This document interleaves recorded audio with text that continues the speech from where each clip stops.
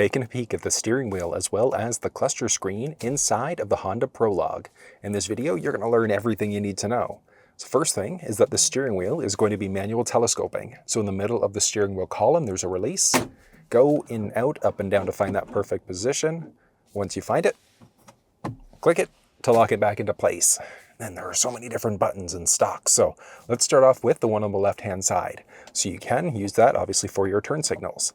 You can also flash your high beams out, but I'm in the auto headlamp mode right now, which means that the vehicle is going to determine if the high beams are needed, and then it'll turn them on automatically, and then turn them off automatically if there's somebody oncoming. Then inside of the infotainment system, you've got a few other options available. If you hit this button, so your controls, that gives you the option of adjusting your head-up display. So you can toggle the head-up display off completely if you'd like. I always just recommend keeping it on with maximum brightness enabled. It just makes it easier to see. You can adjust the height or the rotation. So if you want to move it up or down or left or right, just depending on how you're sitting in your driver's seat. Then looking at the head-up display inside of the ride. So it's flashing weird right now. It definitely does not look like that in person. It's just the difference in frame rate when shooting. But you've got your current vehicle speed along with the road speed. If you had an active route going, you can see that you've got your turn-by-turn directions inside of the head-up display. So you do get quite a lot of information there. So if you don't have the map and cluster view inside of the cluster screen and you don't want to look off to the infotainment, you can at least see your turn-by-turn directions there. You can toggle the high beams on or off specifically for the auto beams, but if you look at more controls, that gives you a few other options, specifically your lights. So you can toggle the overhead dome light on or off, your fog lamps, and then the auto high beams, which, like I said, I always recommend keeping those on. You've got a series of other headlight options that are available. So in the auto headlamp mode, what's going to happen is this: if the vehicle recognizes the high beams are needed, it's going to turn them on automatically. If somebody's oncoming, it's going to turn them off before turning them right back on again. If you wanted to permanently lock your high beams on though, you're going to tap the bottom headlamp mode. From there, you're going to use the left stick, push away to turn them on, pull towards you in order to turn them off. But like I said, you're just going to be in the auto mode for everything the majority of the time. It just makes it way easier to use in comparison. And then if you hop out into your settings, that's going to give you a few other options. If you look at the display, you've got the instrument cluster where you can show your speed sign recognition. So whether or not that one shows up, and then turn-by-turn graphics. So with your turn-by-turn directions going, or I should say with an active route going, specifically Google Maps built into the screen. So not for your phone, you get those turn-by-turn directions there. And then the other useful one is going to be your system, and then your units, where you can switch between either US or metric. So that's going to change everything up. Do you want to be in miles per hour, kilometers per hour, and then all of the basics down there. And then there's one other one that we want to look at, and that's going to be for your vehicle status. Vehicle status is where you're going to find your tire pressure, energy info, or your trip information. So you've got your current versus your basic trip info. You can tap that for trip 1 or 2, but you can also add it to the driver display. So when we hit that, you can see there, it's going to change up the basic look of the screen. You can remove it from the display if you wanted to just go back to the basics, but you've got a few other things that you can add into the display. So your trip counters, do you want your energy information there instead? So if we go to add display, same idea. Other one is going to be tire pressure. So do you want to have that on the display? Yay or nay? And down by your left knee, you've got a series of different buttons. So this first one is going to be able to turn your parking brake on. In order to turn it off, all you're going to do, hit the brake, tap again in order to be able to turn that parking brake off.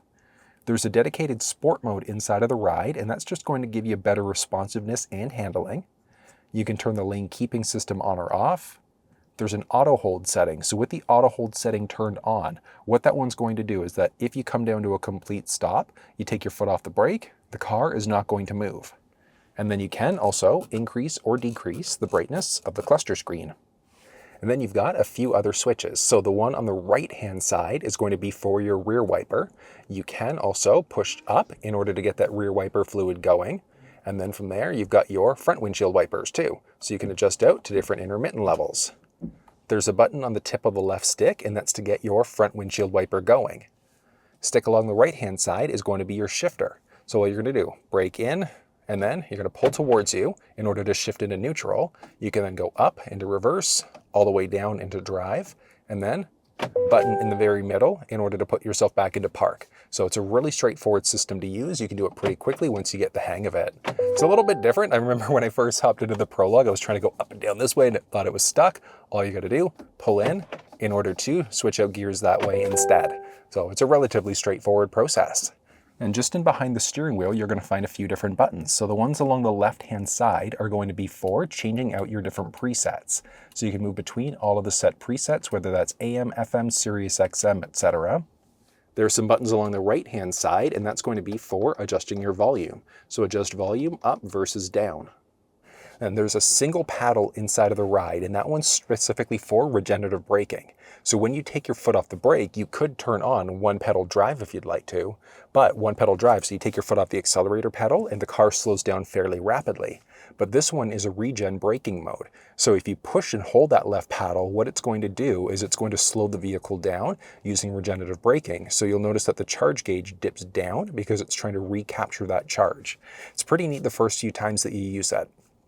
Then you've got cruise control along the left-hand side, and there's two different types of cruise. So there's traditional and then adaptive. When you turn it on, you've got the adaptive cruise control system here. So the adaptive cruise is set it and forget it. So let's say if you set it at 100, car in front of you slows down, yours is going to brake. They change lanes, you change lanes, pick back up to your previously set speed.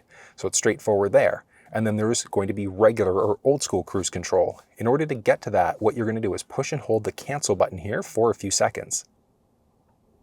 So you can see there, regular cruise is now selected. So same idea, you set that one at 100. If the car in front of you slows down, yours will not brake. So you just have to be paying attention, but you can easily switch between the adaptive versus the traditional cruise control by pushing the button. So either way, so you toggle the cruise control system on this way, and then you're just going to hit down in order to set your speed. You could then push up or down to increase your speed 1 kilometer, 1 mile per hour at a time, or push and hold up or push and hold down to get to the nearest 5 or 0. So let's say if you set it at 37, push and hold up, it'll bring you to 40, 45, 50, etc. Push and hold down will do the opposite. You can hit the brake to cancel your speed. You can hit the X button here to cancel your speed, and then you'd push up in order to resume your previously set speed. And then there's also a distancing indicator, and this one's specifically for the adaptive cruise control system. So there are 3 different levels, and it's how close or far are you away from the vehicle that's in front of you.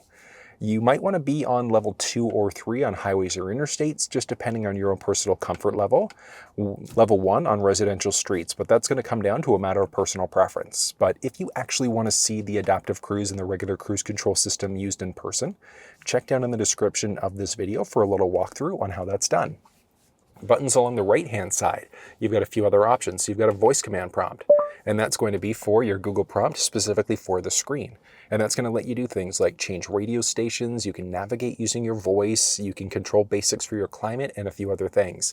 So what I'd actually recommend is when you first get your vehicle, play with the button a little bit, have a little bit of fun, because you can do the most things using your voice.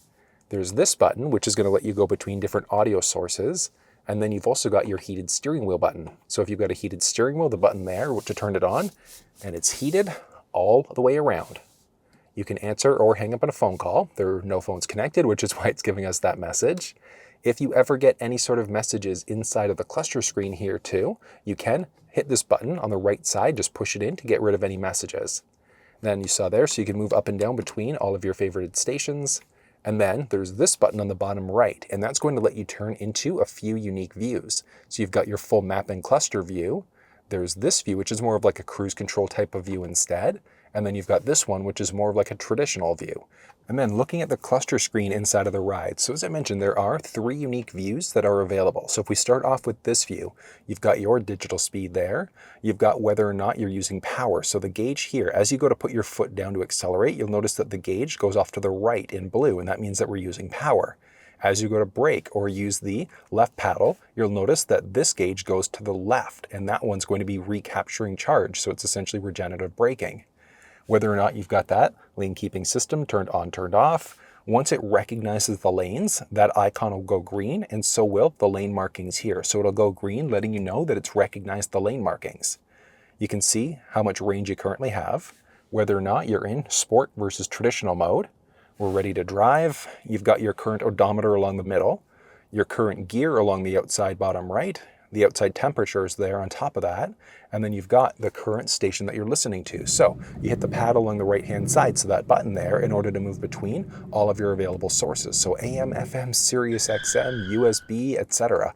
There are a boatload of different options. And then if your phone was connected, that would show up as an additional option on top of that. If we go into any of these options, push the middle button in, that's going to change out the station. But honestly, your best bet in order to change stations out is just to hit the voice command prompt. 97.7 FM. Got it. This is 97.7 FM.